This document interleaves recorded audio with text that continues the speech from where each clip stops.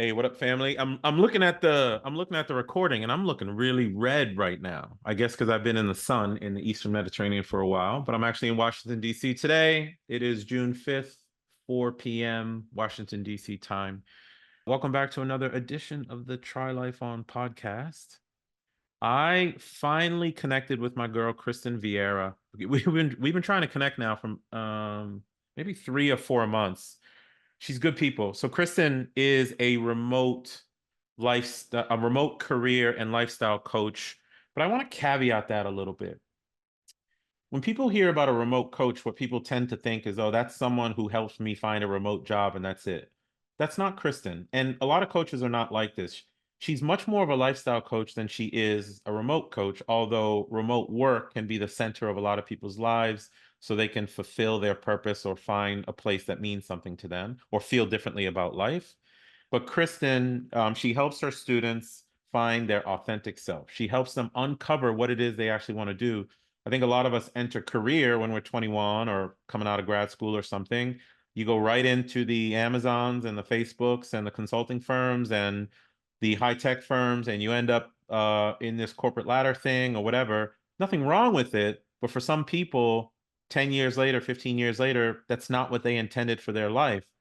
And what Kristen does by leveraging international opportunities, not always remote, but international opportunities, remote opportunities in general, or just connecting people to their entrepreneurial spirit, she helps them start, using my catchphrase, she helps them start to plug into planet and earth as intended.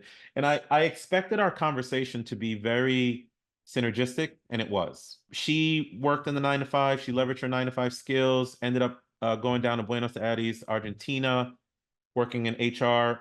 And even for her, finding that there was a misalignment in values, she left that particular employer, transferred her skills, and started her coaching business. And now she's in Buenos Aires right now for the next year, doing things like helping executives such as Maurice and all you guys who are listening engage life around the world, but also leaning into her passions in a different environment, Argentina, learning Spanish fluently, and doing things like leaning into salsa dancing, tango dancing, and things of that nature. She was a real joy to talk to. It's a wonderful conversation if you are someone who's in government, nonprofit, corporate, wherever you might be, and you are looking to make a shift, or you have this underlying gut feeling that says, I don't belong here anymore, but I'm trying to figure out what to do with my life, where to go with my life, how to shift my life. This is a really great conversation. So I'm a lifestyle design coach as well. So we had a lot to offer in terms of how people can pick up, shift, and start focusing on the 5 freedoms, which is what I talk about all the time: financial freedom, time freedom, location freedom, which is a huge one. But Kristen really hit on freedom to execute your purpose, or people who are trying to uncover their purpose on what they want to do. And of course, we all need to build meaningful relationships with folks in other areas than just what's inside the 4 walls of our existing company. Wonderful conversation with my friend, Kristen Vierra. I hope you check her out. She is very active on LinkedIn at Kristen Vierra. She has her website, K Vierra Coaching, and she's active on Instagram as well. Those will all be in the show notes. But for now, sit back, relax, enjoy this conversation with another lifestyle design buddy of mine and someone who I very much so respect after this conversation, Kristen Vierra. And if you like the conversation, you're enjoying the podcast, the information I'm getting to you, please, I would request that you consider giving me a 5-star review on Spotify, on iTunes, anywhere you listen to me and to this platform. I appreciate it. Thank you for being a listener. If you need to reach out to me, Maurice at trylifeon.com. I respond to everybody. For now, check out my girl, Kristen Vierra.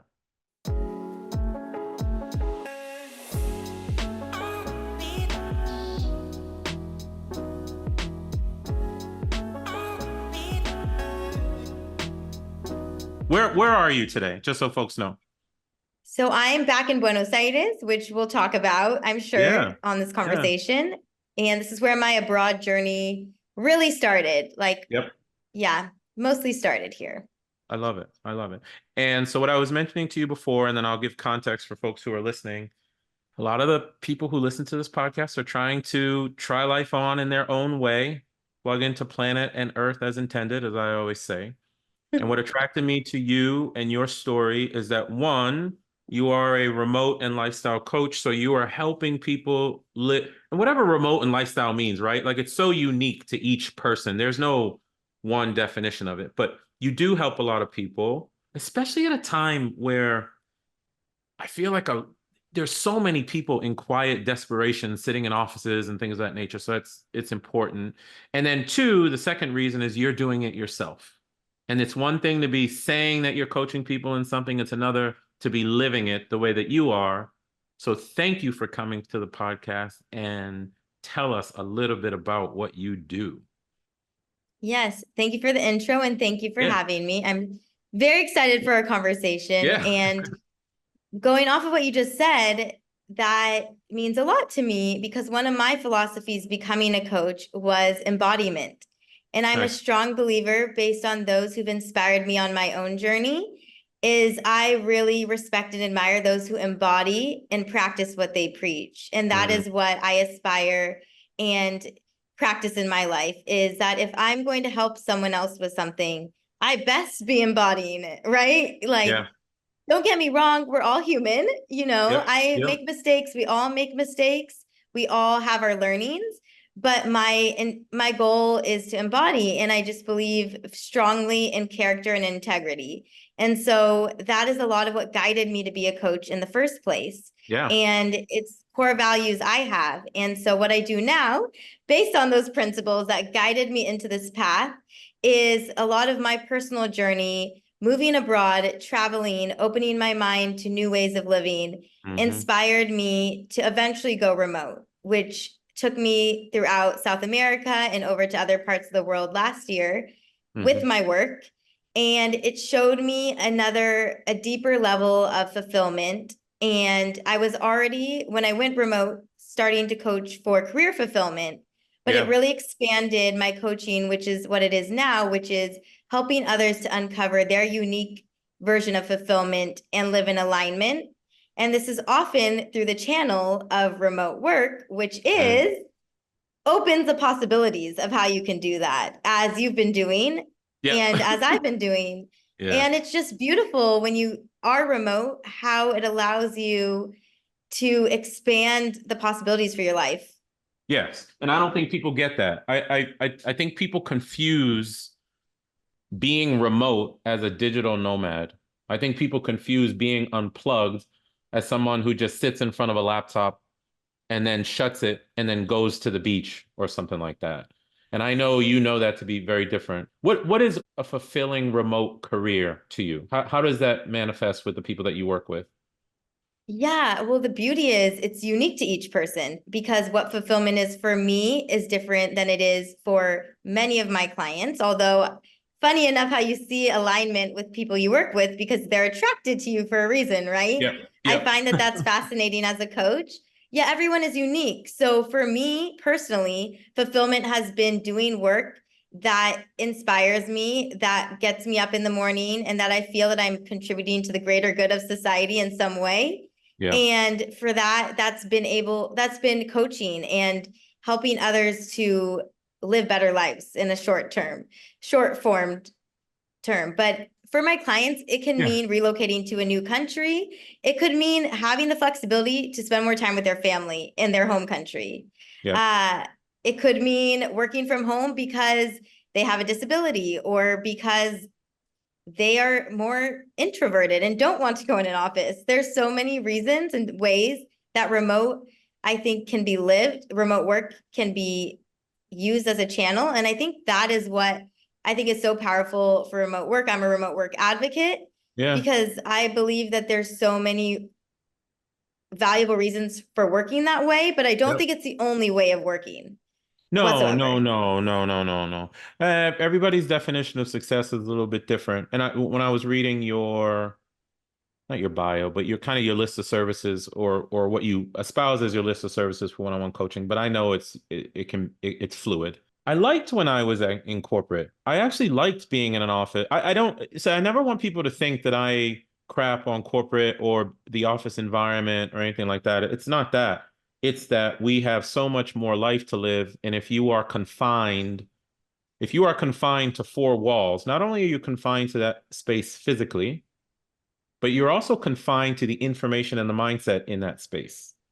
So what I was telling people when I went on my journey, and I'll tell you what I did, but what I was telling people when I went on my journey was, it's not that I had a problem with consulting. I stayed in the consulting practice for 25 years. It's that I wanted to be around people who were street cops. I wanted to be around people who were federal agents. I wanted to be around the Kristens of the world. I wanted to be around entrepreneurs who were starting coffee shops.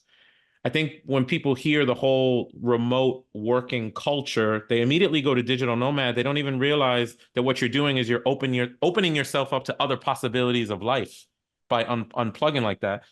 Do you find when you work with clients that they have a hard time redefining or letting go of what they knew, letting go of the previous definition of success? Like, I got to make it to executive VP. I got to be in the corner office and all that type of stuff. Yes. So it can be so hard. And when I see this happen with clients, I see myself back in my corporate career in them. And it's funny because what you said, so resonates. It's when you know one way of being, one way of living, it's so hard to break out of that because it's all you've known. It's when we think of conditioning, when we're conditioned to believe one thing, that's all we believe. But what I think is so expansive about travel and what I'm infinitely grateful for, and I'm sure you can relate on this, even just from what you shared about, say, going to a coffee shop and who you meet, but is how it's expanded my mind to seeing so many ways of living and being in the world, and how happy, how fulfilled so many people I've seen in Latin America and different countries are with so little, and how they live their life. And that has been, for me, so life-changing, honestly. And it's changed. I'm now way more of a minimalist. If you saw my closet in San Francisco versus where I'm at now, it's been a journey. And it's just values, learning what you really value and buying things, living in alignment with that. It's absolutely. And so one of my catchphrases is I've been to 98 countries 350 times, which is true. Well, I lost count. I don't know anymore. I can't, like where I go now, I've been there maybe 50 or 60 times now. So I've lost count. But where people confuse when they hear that from me is they think that I'm trying to see all 196 countries in the world or whatever. No, I think it's 196 countries in the world. That's not the case. The case is actually what you said, which is when you travel, when you go into a different culture, work-wise or personal-wise, either one, the issues in that country are socioeconomically different. It's not, let's say, the politics of the US or sports in the US or socioeconomic issues with education systems in the US. What it is something you know nothing about. So you're pushed back into this mindset into a beginner's mindset where you get to constantly learn something again. And it feels good. I mean, to me, it feels good. That's what pushes me to travel. Why did you, I know you were working, I think you were, explain what you were doing before, just kind of in the regular 9 to 5, but how did you transition from that into kind of this remote lifestyle that you live, and was constant learning and being around the world one of those values that push you there too? Yeah, I mean, constant learning has always been a value for me. I call myself, and I'm likely can relate on this also, continuous learner, lifelong learner. No doubt. And there's always more to learn. And I started my career in public accounting, was not a match for me. I suffered early career burnout to the extreme, hair loss, lost a ton of weight, was not myself whatsoever, and had to come back to myself, had to really figure out what I wanted for my life. And that's when I had my first experience with a coach, which I highly value coaching and having my own coaches. And that's what I really attribute to my growth as well, is being mentored and coached on my journey. And the first coach is who inspired me to pivot careers into HR recruiting, which was a much better fit. Oh, right on. And I also was in the project management space. And that's how I moved to Argentina. Was I found a job that was HR project management at a local company. Mm-hmm. And there's a lot of stories to each of these career transitions, which is part of why I'm also remote career coaching, right? However, the job here was not a fit, and I suffered extreme values misalignment. which is why I very much incorporate values into my coaching process too, because so important that we are in environments aligned with our values. It's not always perfect, but the more we can align it, the better. And so I decided I also wasn't able to experience the beauty of living in a foreign country because I was working 12-plus-hour days and burning out in that role. In so I San had my Fran? second. Was that This is in Buenos Aires. In Buenos Aires. Okay. So this was my second dose of career burnout coming, and I knew the signs this time. So I actually left and went all in to go remote left that job here in Argentina. And you were in office. You were in the office at that. Yes. Oh, I see. So this was a 9 to 5 in office in a foreign country, which was beautiful. It allowed me to immerse here, to connect with locals. It had so many benefits, but it also taught me that I was ready to go remote. And I also faced values alignment, severe values misalignment. And I reached a point where I had to quit. My internal compass was telling me this was not for me, and remote was calling. So at this point in my life, I was very connected, which now it's my compass of my life, to intuition. And I used that. I listened to my intuition yet again.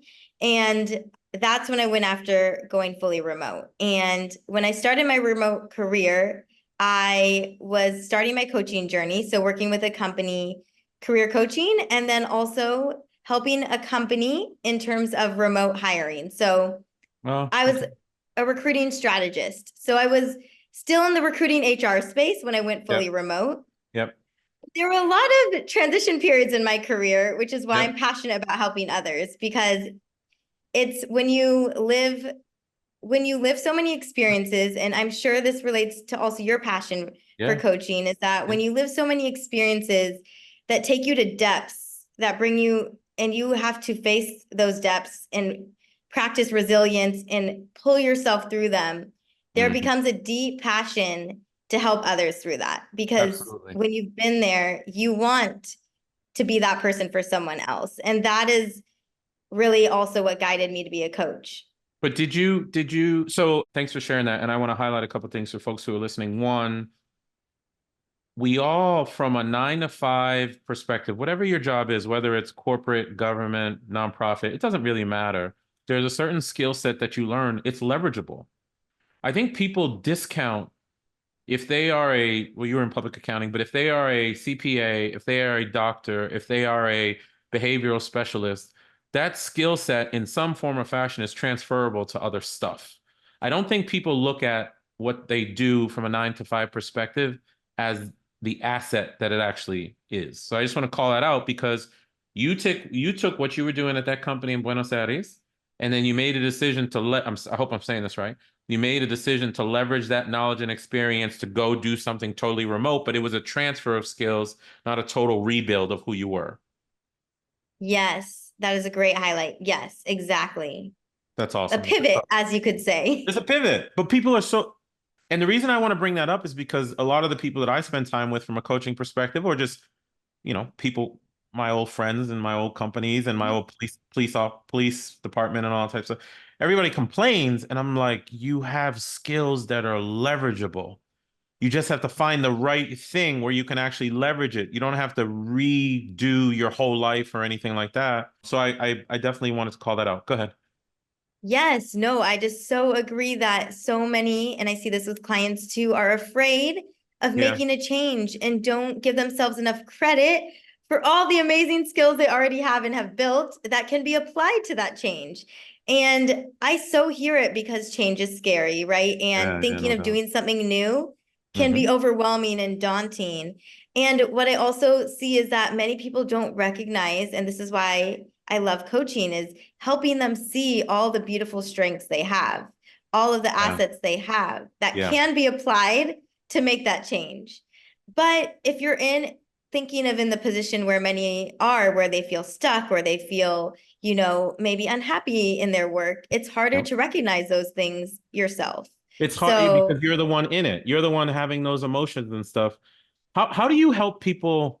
How do you help people do that? Like, let's be a little bit, I mean, we're talking high level, so let's be a little bit practical for folks who are listening. Let's say I'm a career executive. I've been in the same place and for 18 years. I'm higher middle management. I feel something. And I know people feel it. I know people have that deep down gut, quiet desperation. I want to get the F out of here, but I don't know what to do. Like, how do you open folks' eyes? How do you help pry them and move them to something that would be more beneficial for their life? Yeah, and that deep gut feeling is that intuition speaking. Yes. Yeah. Yes. Yeah. So it's really diving deeper into who they are as a like taking the job out, taking their current job out, taking the career out of the picture, and an introspective journey is what I really take people through. So understanding themselves more holistically, reconnecting with those strengths, reconnecting with their core values. And like this big word that sounds overwhelming for many, but really when you lighten it and when you really connect with it and realize that it evolves, it's not as scary, but purpose. Of course. And yeah, checking in to see, like getting to know themselves on all those levels, removing the weight of this, what is this career? So first, the introspective journey, and then taking a look at where they are and is that aligned for them? And where do they want to be? And what better aligns for them? Because another thing I believe I have about jobs and is that there is no perfect job. I don't believe in perfect jobs, but I believed in aligned jobs. So jobs that serve you, that feel good to you, that feel aligned to you, and that can evolve. So you can have many careers in a lifetime, in my belief. I know that it depends. The journey can look unique for each person, but I think that our society, and this is shifting, because it used to be generationally, one career your whole life, you study, you're destined for it, the end.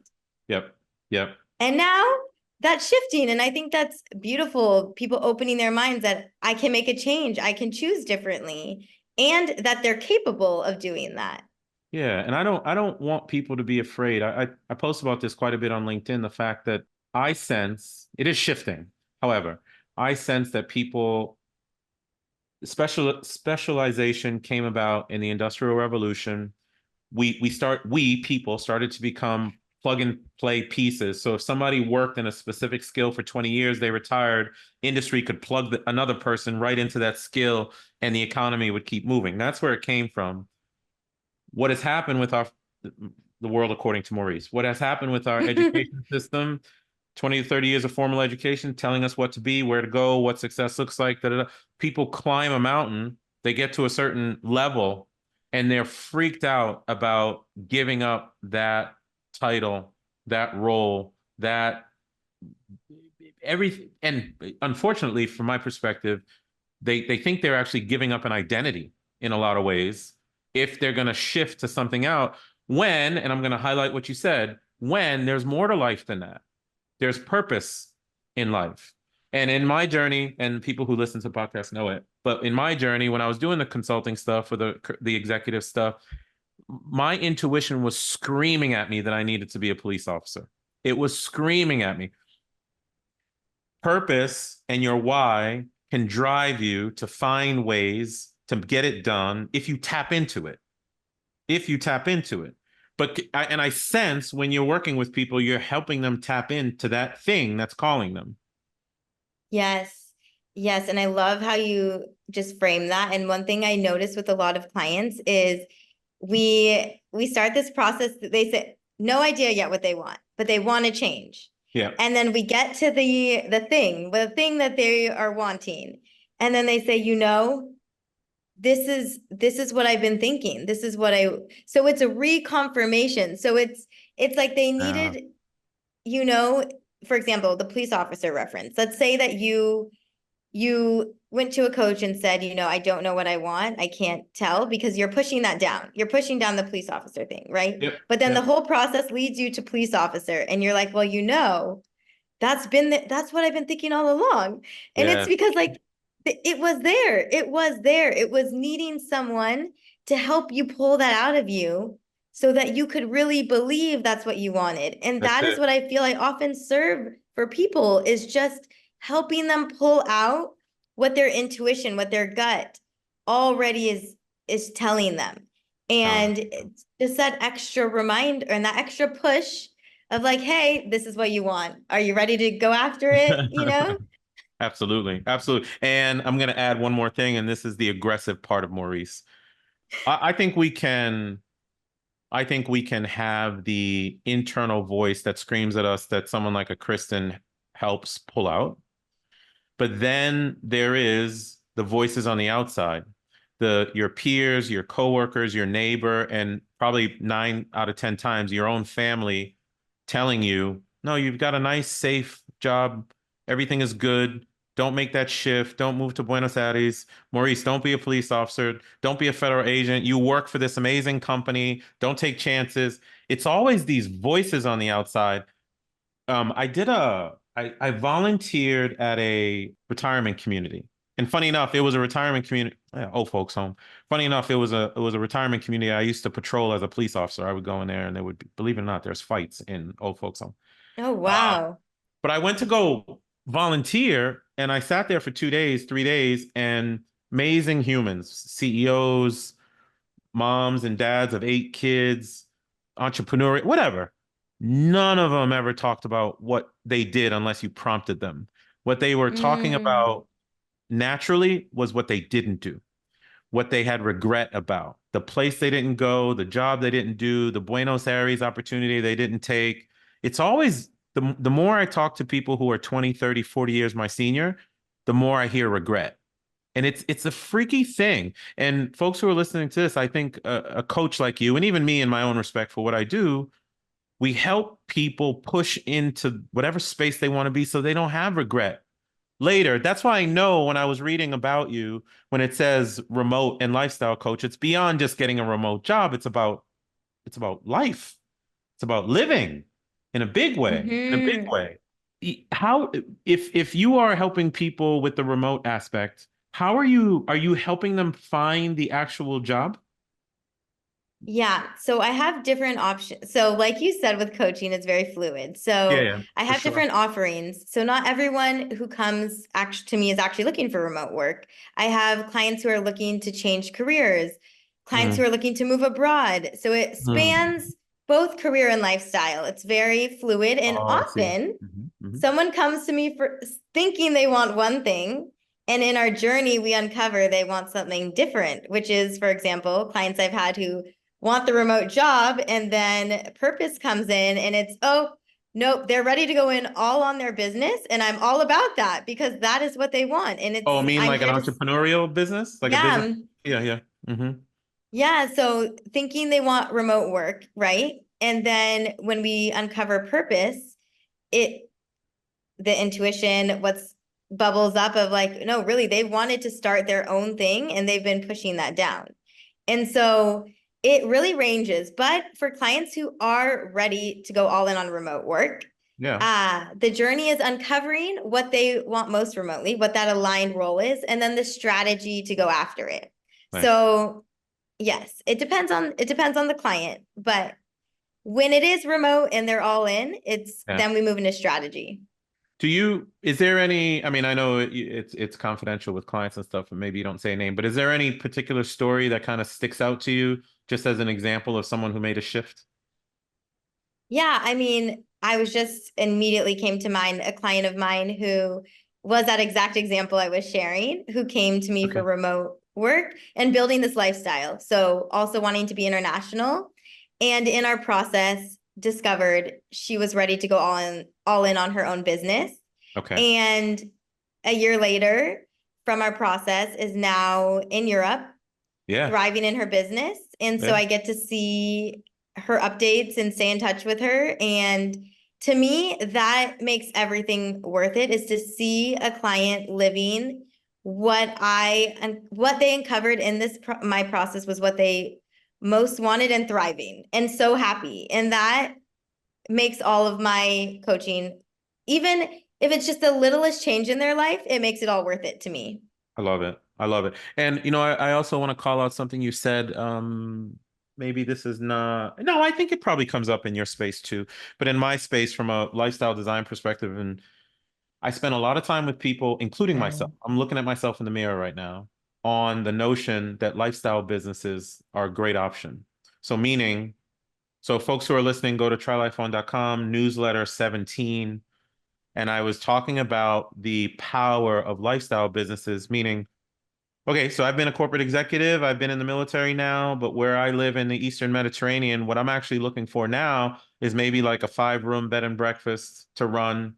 Because my thought process is I have all these business skills. Retirement doesn't really exist anymore. I don't want to just sit around and not do anything, but I also don't want to grow a $1 billion enterprise either. I just want to be with local community, right? So I've been going around talking to people who run little bed and breakfasts, people who run little restaurants. One guy runs a laundry. I'm talking about in coastal Lebanon, where I spent a lot of time. One guy runs a laundromat, which he's got like 2 employees and he's there 2 days a week. I just kind of want to throw that out there for folks listening too. You're right. It's not just remote businesses. It's kind of lifestyle business from a perspective as well. But our beautiful US society will tell you you have to be the powerful CEO and have the 7-figure income and all that shit. And I'm like, man, you guys are missing the boat on lifestyle. Would you agree? Yes, this goes back to fulfillment, right? Like, what does that look like? What does that look like? What is that lifestyle that fulfills you? What is that job that fulfills you? And how, you know what? Living abroad too, I'm like, I could be so happy working in a local cafe. I love cafes. I'm not gonna lie. Like there's so many versions of fulfillment I've seen living abroad that I could still live if I wanted to live, like working in a local cafe. And it's so fascinating to think back to me 8 years ago in a corporate career. I would have even never known about that, you know? And that's the beauty of living abroad and opening your eyes. Like sometimes I'm like, I could just go live in the Sacred Valley of Peru peacefully for my whole life. Like there's just so many places I've been and seen so many ways of living where I felt that fulfillment just being in the environment of it. But I haven't chosen that path necessarily. So moral of this is that I think the beauty of travel, or even it doesn't have to be a full-time lifestyle, but breaking out of the bounds of your comfort zone, of your bubble, even if it's just for a trip, is you can see these things and see what's possible for yourself. So you can realize that what you're experiencing isn't the only option, and that there are other ways and other ways of being you can choose. That's awesome. That's awesome. I'll pivot you a little bit. So now you've talked quite a bit about how you help people, and I completely resonate with it. What about you? Like you are on your own journey. I feel like you were in Costa Rica for a while. I feel like I'm not totally sure, but I know you're in Buenos Aires now. How is your journey manifesting itself, and what's fulfilling for you? Is it that you are in a totally different environment? Is Buenos Aires or Argentina going to be home? What is it? Home, this term. Home. Yes. Yeah. So for me, fulfillment has evolved throughout my life, right? But when we think of right now, how fulfillment looks for me is so Argentina is where I lived as an expat before starting to travel with remote work. So I had the expat experience here for 2 years before working remotely and traveling, which my mission doing that was to travel South America with my work. And that's what I spent the past 2 years doing. And it was expansive. It was beyond everything. I mean, beyond what I pictured, with the dream initially planting in me. It was expansive. It's what inspired the business I have now, honestly, that whole experience. Now I'm back in Argentina, and through all those travels, my fulfillment definition has become even clearer after seeing throughout different Latin countries so many ways of being and living. And for me, it's feeling empowered by my work, and like I'm always striving to grow and impact, and the impact I'm making in the world. So for me right now, that looks like coaching. Who knows how that could evolve? I have no idea, but I don't doubt it could. And then I love Latin forms of dance. Part of what brings me to Latin America is I'm learning and growing with salsa, bachata, and zouk. Yeah. And I don't know, zouk is less common, so Zouk, it's I a know what Zouk Brazilian. is. It's totally less common, yeah. But my parents Yeah. are semi-professional ballroom dancers, so I was exposed to bachata and salsa and Yes. merengue and all of it. Amazing. Yes. And Zouk has connections kind of to tango and to ballroom. It's really interesting. Yeah. And so its origin is Brazil, and that's where I started to learn it. So I have a goal to go back there this year after growing with it and to go back to the dance studio I was learning in and reach the next level. So dance really inspires me. It's really out of my comfort zone, these Yeah. dances. Yeah. So it's really grown me to learn them and to move and to grow with them. And then Spanish, I'm here to get fully fluent this year. I'm here for full fluency. No doubt. So No doubt. I'm almost there. I'm Okay. almost fully fluent. And my goal is that when I'm traveling, people mistake me for Argentine. That I can see that. I can see it. I mean, you can your look could mesh into so many different cultures. Yes, but the thing is, my voice and my speaking has to do it Yeah. next. So that is so to wrap it up, for me, Yeah. it's Yeah. feeling good in my work and feeling fulfilled in the work I'm doing, Yeah. constant growth and learning that we've talked about.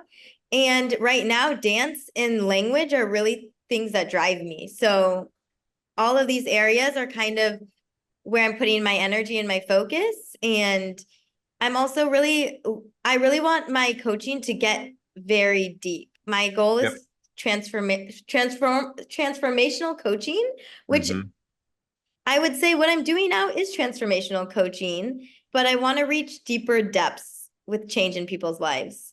Yeah. Is your coaching just one-on-one or are you doing group coaching as well? I'm doing just one-on-one now, and that is Yeah. another area I'm planning to grow, which is Yeah. great. Yeah.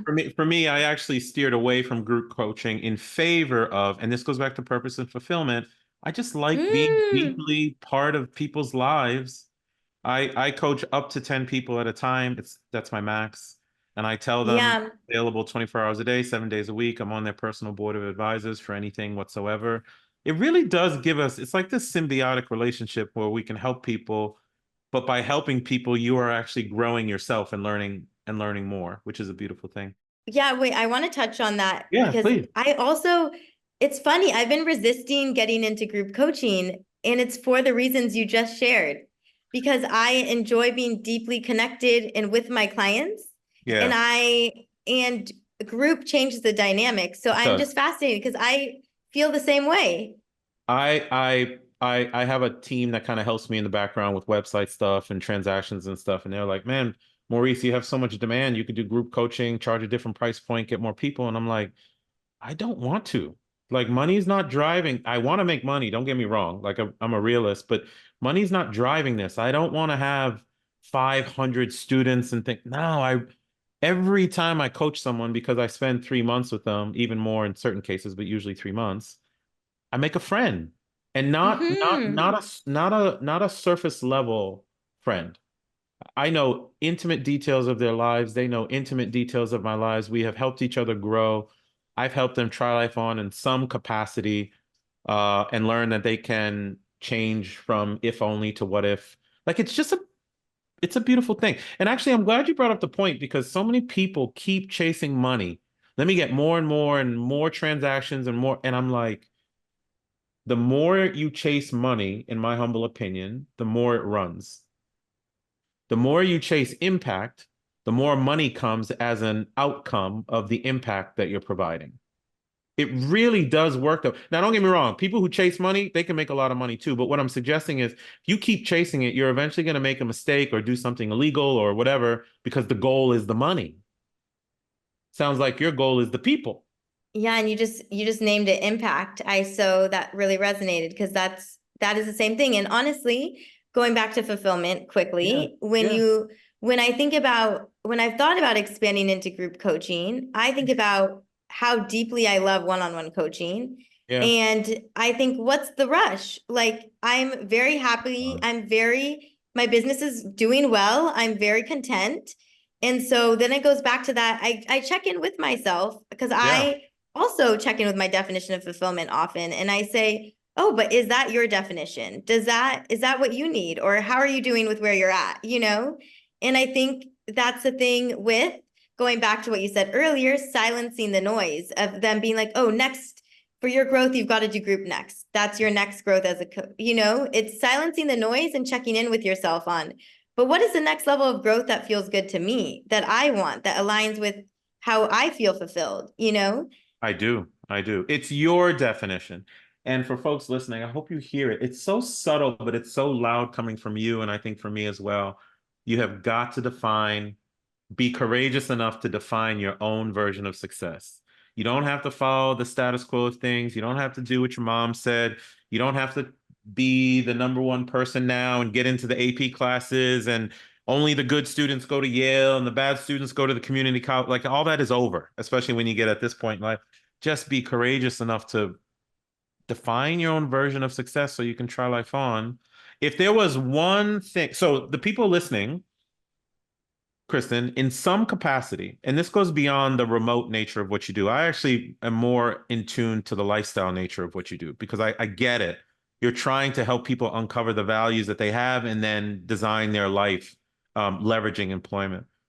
But there are so many people listening to this, they just want to try life on. They just want to shift themselves. They want to be location free. They want to be geographically mobile. They want to do a totally different career, immerse in a different culture.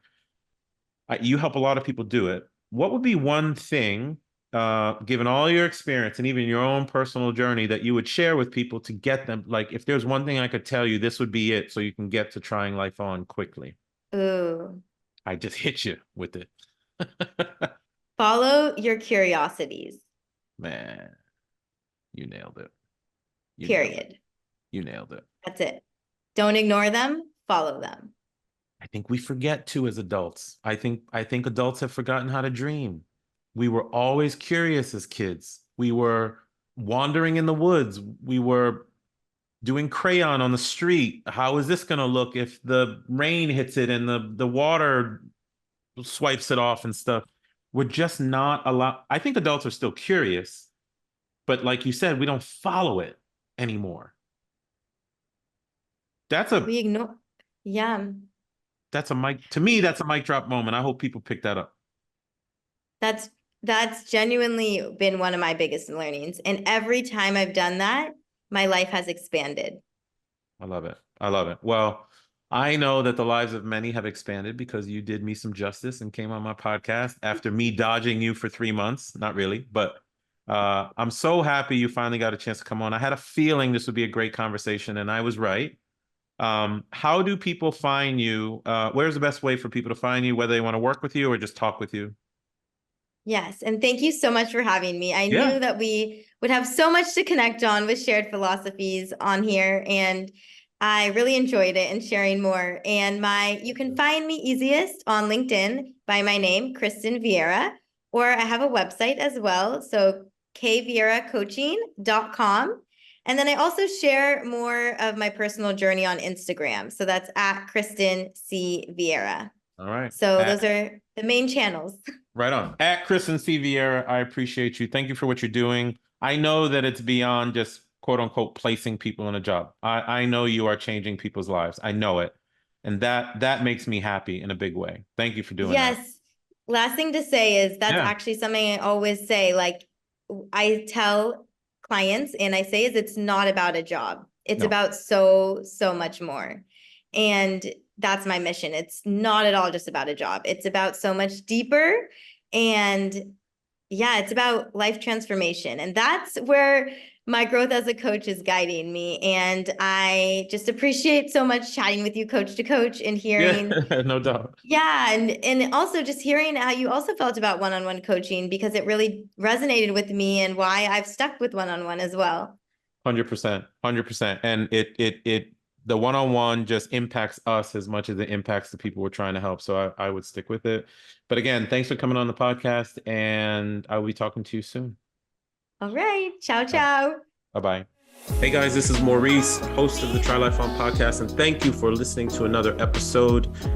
I hope you are finding it useful and helping you design your own lifestyle that you don't need a vacation from. If that's the case, please consider dropping a review for me, whether in Apple, iTunes, or in Spotify. Drop a review, put some stars on it, give me some feedback on how I can make the podcast better, what information you are looking for. I am doing my best to get information to you on the Try Life On principles, the 5 freedoms, how to build lifestyle, travel hacking, all of it. And I want to do it for you. So please do a review for me. And until next time, my name is Maurice Philogene, and this is the Try Life On podcast. Peace.